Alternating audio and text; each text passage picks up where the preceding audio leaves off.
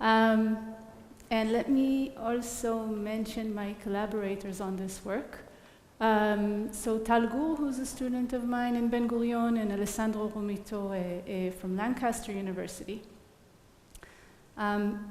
So we've been hearing quite a bit about quantum computation. My interest in this field comes from a slightly different approach. So I'm interested in the topological state of matter. And there one can say that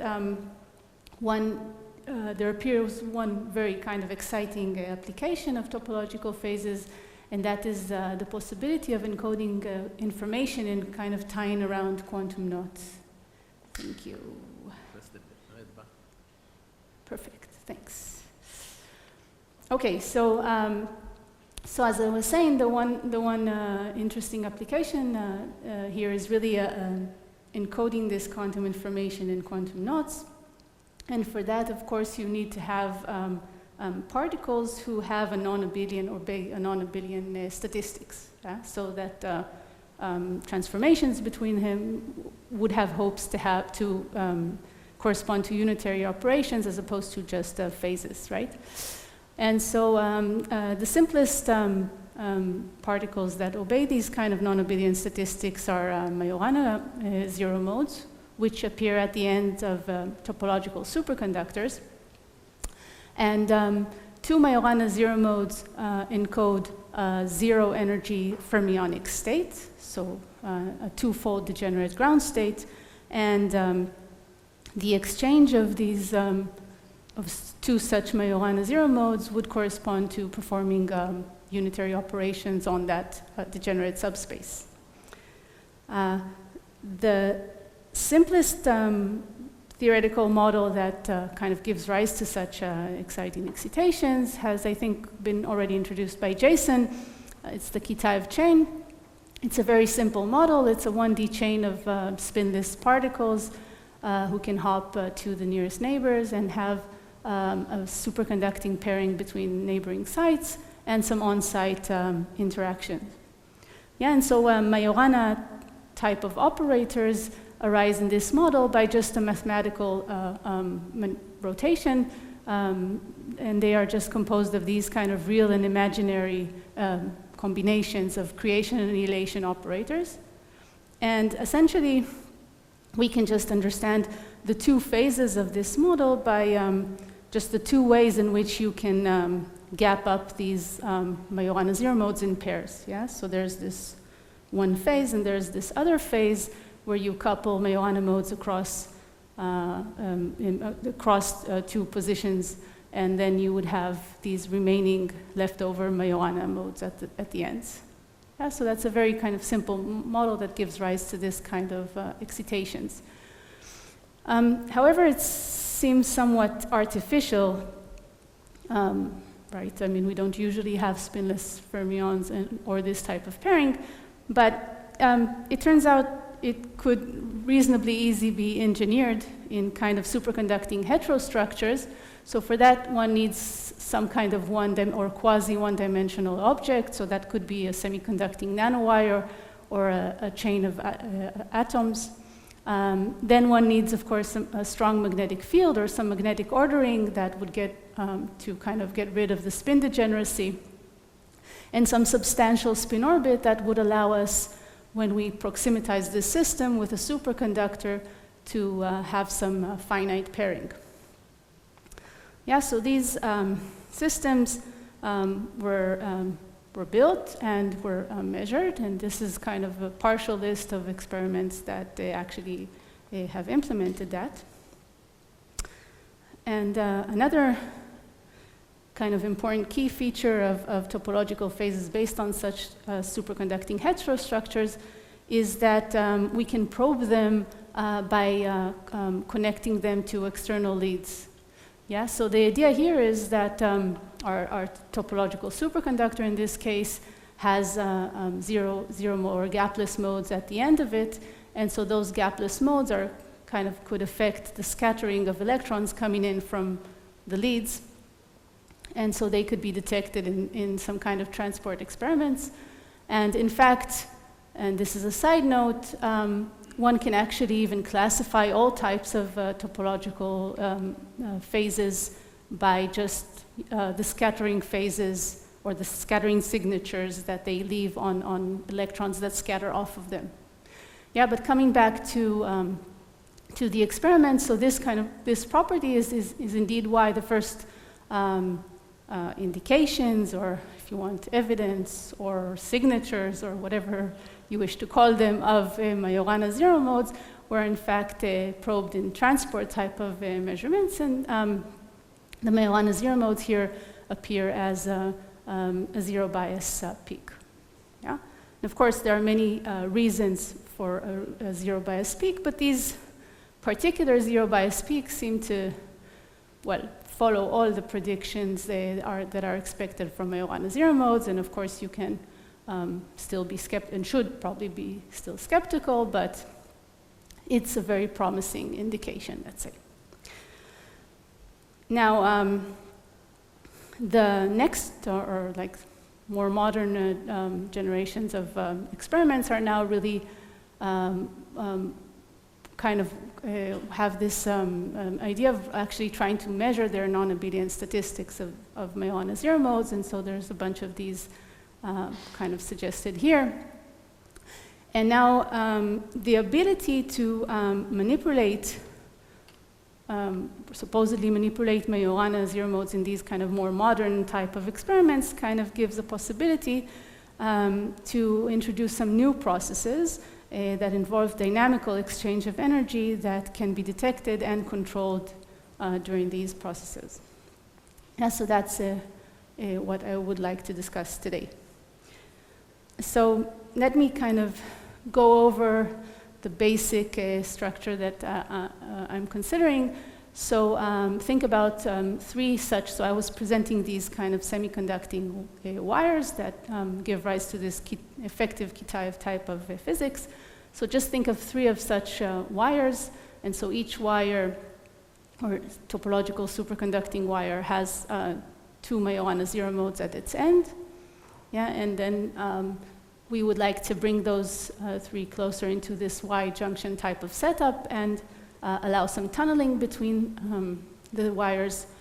And so the tunneling, one can easily show that this tunneling between the Majoranas would actually gap two of these Majoranas, leaving one Majorana at the center. Yeah, so effectively this is our system. And as I was mentioning, we are kind of interested in probing this system from the outside, so we would be connecting it to leads and trying to look at transport of that. Okay. Yeah, so the first, so the Hamiltonian of the system is basically written over here. This is the Hamiltonian of this Y junction setup. It's a very simple Hamiltonian. Essentially, we're kind of considering the situation where we can separately address these couplings between two Majoranas at the end of one particular wire. Yeah, and so that can be done, for example, by physically shortening the wire or applying magnetic fields, yeah, that would increase the coherence length. Okay? Yeah, so there's some kind of separate coupling between all of these pairs of Majoranas, and this is encoded here. Okay, so now this Hamiltonian is actually twofold degenerate, and the ground state, sorry, is twofold degenerate, and to see that, we can just perform a rotation on this basis, and you can immediately see that only one linear combination of the three Majoranas actually enters into the Hamiltonian, and two Majoranas are actually missing. Yeah, so the ground state is always twofold degenerate. Yeah, and of course we have the leads, and coupling to the leads and the lead Hamiltonian. Sorry, any questions about the actual setup? Okay. Sorry? So gamma R is the linear combination of these. So if you kind of so this is just a parameterization. If you want to parameterize these three different couplings, which are separate in this way, yeah, then you can see that the linear combination that actually couples to gamma zero is, you know, in spherical type of coordinates notation, that would be gamma R. Yeah, so the two Majoranas in this language that are left out are gamma theta and gamma phi, if you wish. Okay, so good. So next we would like to, as I said, the whole purpose is to look at what happens when we try to manipulate them, and so we do like the most basic manipulation possible, and that is try to exchange two such Majoranas. Yeah, and that can be done by a very simple series of applying, so as I said, the degrees of freedom that we have essentially in this case is just these separate couplings of two pairs of Majoranas, and so by increasing the strength of one of these couplings, so the gray line should kind of represent a strong coupling. Okay, so by first turning on this coupling, then on this coupling, then this one, and then this one back again, if you kind of go slowly through the steps, you can kind of convince yourself that the Majorana mode that was sitting here is now sitting here, and this one is now sitting here, so we really have exchanged the two Majoranas in this process. And we would like to do this in an adiabatic manner without exciting any excited states. And so this kind of cycle, we can also plot it in parameter space. And okay, so what I'm showing here is basically, if you wish, the Majorana that is, let's say, coupled to gamma 0 as a function of these different cycles, stages of the cycle, sorry. So here, we're starting from a situation where gamma 0, z is coupled, then gamma x here, then gamma y, and then gamma z again, okay? That's just a way of showing that. Good, so as I was saying, we're kind of interested in transport type of properties, and for that, we'll be looking at the scattering matrix, and so we write down the scattering matrix of the system.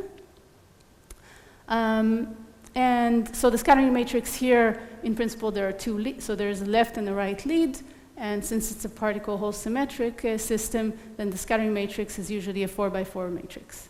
Yeah, but if we kind of go back to the way the leads are coupled here to the Majoranas, you can kind of convince yourself that there's actually only one linear combination of the lead operators that is coupled to the Majorana. Yeah, so in fact, only two channels are non-trivial in this sense. And so this is why our 4x4 scattering matrix is essentially reduces only to the non-trivial part, let's say, reduces to a 2x2 scattering matrix.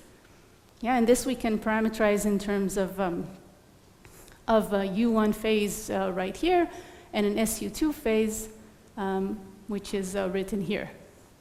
Yeah, and now we can look at this cycle and ask ourselves, how do these phases change as a function of the cycle? And so if we first look at this, this global phase, and so this is what it does during the cycle, so it kind of goes down and then back again, and there's nothing happening at this C2 part of the manipulation. As for the SU2 part, so luckily, so in principle, the SU2 part is kind of generally made up of, it's actually a 3-sphere, not a 2-sphere, because there's the real part and the 3 Pauli matrices. Luckily enough, here there's only 2 Pauli matrices that are left over, because it would have considerably challenged my drawing skills to try to do this in 4 dimensions. But now if we try to plot how this, that's just the different parts. So if we try to now plot how does, what does this phase do? So it kind of, let's say, traces out this kind of 1/4 of the 2-sphere. Okay, so that's, this is the scattering matrix, and now once we have that, we can calculate currents. Yeah, so we'd like to calculate, so there's the charge current, and there's the heat current, so, given by just the difference of densities between incoming and outgoing particles, and heat has also this weighted by the factor of the energy. And those currents would be then later related to some pumped charge or heat. And also, the distribution of outgoing particles is kind of expressed through the scattering matrix, right? So we send incoming particles and we collect them back, and this is given by a scattering matrix, and the scattering matrix knows about the dynamical or the adiabatic manipulation that we do on our system. Okay, so that's how all this thing comes in. Okay. Any questions? Sorry, I can't see much. Okay. Great. Right, so if we look at the limit of taking chemical potential to be strictly zero and keeping temperature finite, then the charge current in this case vanishes. This is due to the particle-hole symmetry, so that's to be expected. And the heat part of the current, the heat charge, doesn't vanish. And so if we look at the heat pumped here, we see that there's this object here that I defined as Q0, and that Q0 essentially encodes the whole geometric properties of the scattering matrix. Yeah, so this is Q0 here, and it's really a geometrical factor of this. So this knows about this phase of the scattering matrix, and in our particular case, this would be just this section of the scattering matrix which is covered, and so that's just given by 1/4 in this case. So this is a quantized value. So if we now plot this pumped heat as a function of temperature in this particular case, then you see as the temperature goes to 0, then we get this quantized value, and of course as we start to moving away from this, then the pumped heat becomes, well, not quantized anymore. And we can also do this in the opposite limit by taking temperature to be strictly 0 and keeping chemical potential very close to 0. In that particular case, we also get a static current just by Andreev reflection due to the fact that there's Majorana sitting there during the cycle. So now it's not just the charge, or sorry, it's not the heat, that it's some combination of heat and kind of constant charge that is gives this kind of quantized value. Yeah, but there's still some, so there's still some kind of combination which knows about this geometrical factor.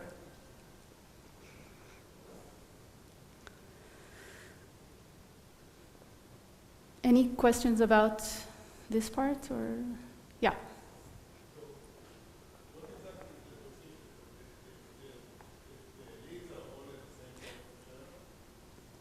Okay, good. So the leads, okay, so we have, so everything is, or this wide junction system is connected to some big superconductor, right? So there's no charging energy or anything, and that sets some kind of 0 of chemical potential. And the leads are then kept, because it's a pump, we want to pump something, so we want to keep them at the same chemical potential and the same temperature. And the chemical potential that I was referring to and the temperature, wait, sorry, so it's the chemical potential with respect to this 0, no? Sorry. Okay. Sorry. So it's the chemical potential with respect to the 0 of the leads. Yes. Right.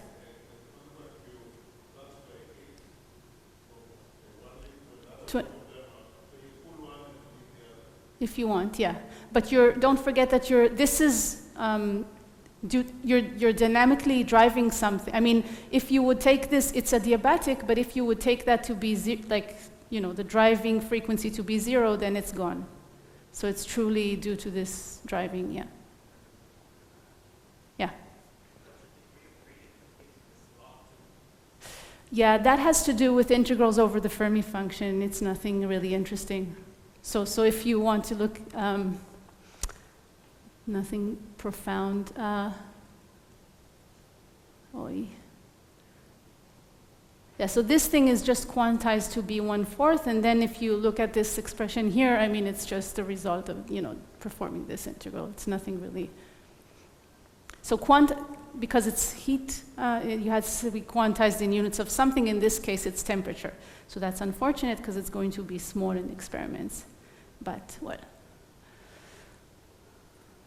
I don't know why it's going so slow. Sorry. Okay. Okay. Yeah. Got here, that's fine.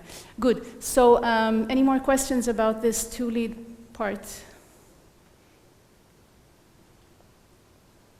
Okay. So next we can actually ask what happens if we now try to connect one other lead to the system and kind of go through the process again. So again, in principle, the scattering matrix would now be so 6 by 6, right? Because we have 3 leads and then particle-hole symmetry. But again, as I was arguing, actually the leads couple only through one coupling. So in fact, this factors out, and the scattering matrix is a 3 by 3 unitary matrix. And unfortunately, now I cannot draw nice pictures of how the scattering matrix looks like, but I can calculate the current. And the pumped heat. And so here, the point is that, so when there's only, this is going back, so this blue line is going back to the case I was showing before. So that's when we only have 2 leads coupled, and so that kind of has the same behavior. It has a quantized value. But once we couple the upper lead as well, and we go to low enough chemical potential, then the quantization is lost. Yeah, and so this can be understood just by the fact that when your chemical potential is weaker than all 3 couplings, then this is kind of adiabatically related to the case where all couplings are equal, and in that case, there's nothing that breaks the symmetry, so there's no real reason to have pumping from any lead to any other lead. Okay, so kind of to recap what goes on here. So again, there's this kind of very simple system. We can perform kind of like the most basic manipulation on Majorana operators, which is just to exchange them. As we do that, we kind of, this corresponds to some path in parameter space, which in turn corresponds to some non-trivial path in the scattering matrix that it performs, and that gives rise to some kind of quantized heat that is pumped during this cycle. Yeah, and this universal value is, of course, completely derived from the universal properties of this kind of geometrical form, and so that's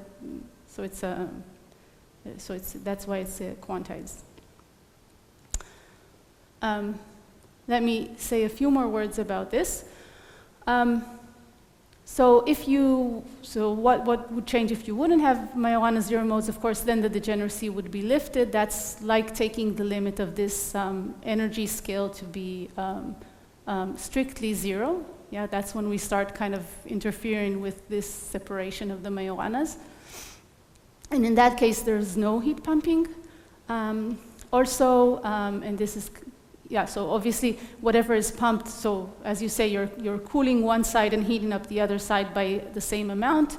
That is, you can say, some kind of way of, I don't know, small evidence, signature, again, with these words, of the fact that there is a Majorana zero modes, because any local Andreev type of excitation that sits on one side, there's no reason to expect that it would give rise to correlated heat pumped between the 2 sides. Yeah, so this is some kind of evidence, or could be used as some kind of evidence that there is a Majorana.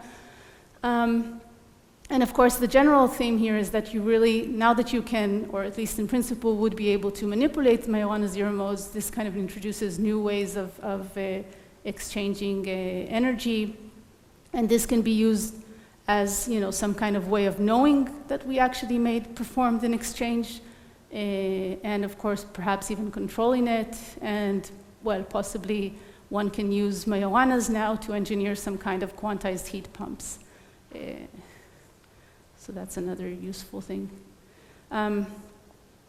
Okay, so coming back to the kind of weaker point of this, and that's experiments. So unfortunately, measuring heat is much harder than measuring charge.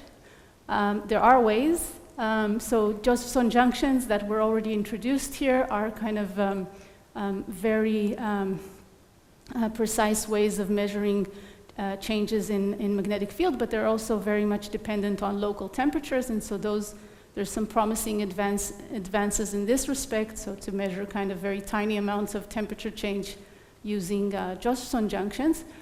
But I would say the big, let's say, drawback of this with respect to experiments is really how to, like these kind of Y-junction type of situations where you would want to manipulate Majoranas around are really, let's say, nowadays limiting factors.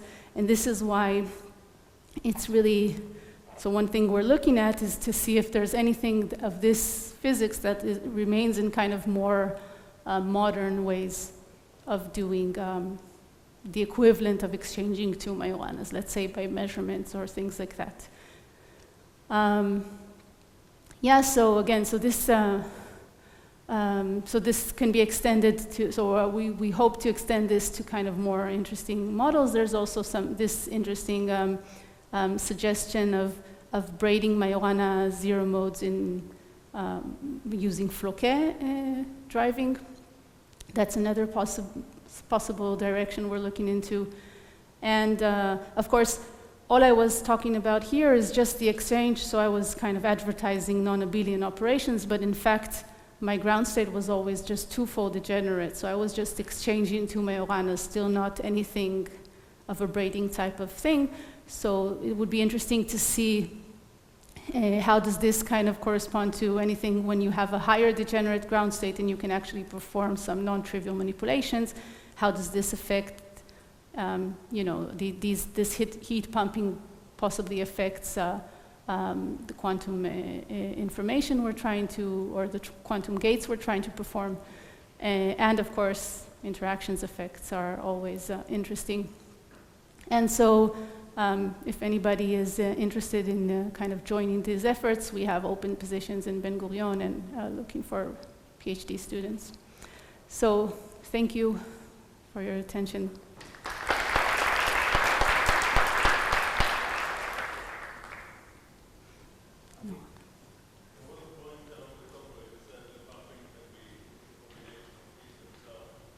Right. Excuse me?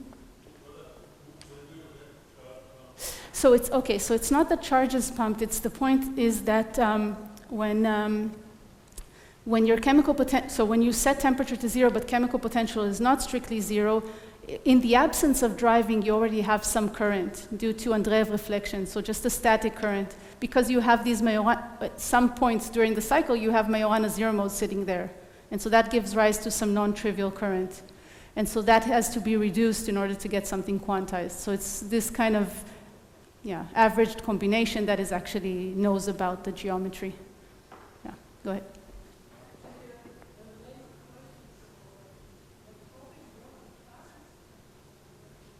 Sorry.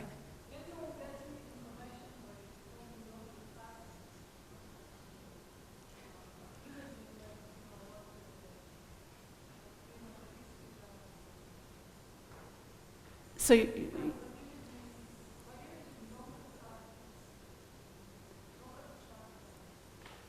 but you mean to see that you have actually done anything, or you mean to see this?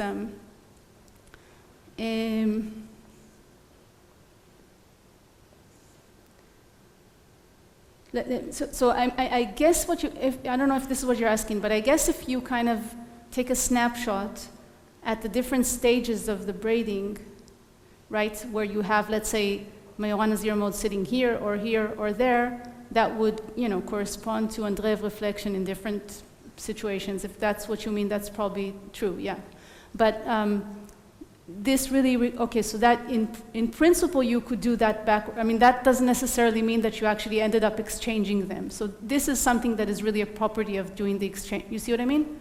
You could go back. So a local current wouldn't know about that. Yeah. Yeah. Can you come back to the conclusions that you had? Yeah. Conclusion. Continuation of conclusion. Yeah. Yeah. So the second one. Yeah. Why is that an indication for Majorana state? heat cannot go to the superconductor. No, it can't, but you're driving the system. There's a drive. So in principle, I mean, It can or it cannot go? no, it can go to the superconductor, but you're doing a manipulation. The system is not closed. Yeah, you're driving it. There's something that you're changing in time. So in principle, it doesn't need to be. Yeah, it doesn't need to be correlated. Could lose energy or Go to where? to your external world that is used to performing. So most likely nothing would be pumped, right? But in principle, it's an open system. That's what I'm saying. But the heat goes to the lid, nowhere else, no? Well, I mean, but this is half the system, right? Because you're changing something dynamically. There's yeah, I think. Okay. Okay.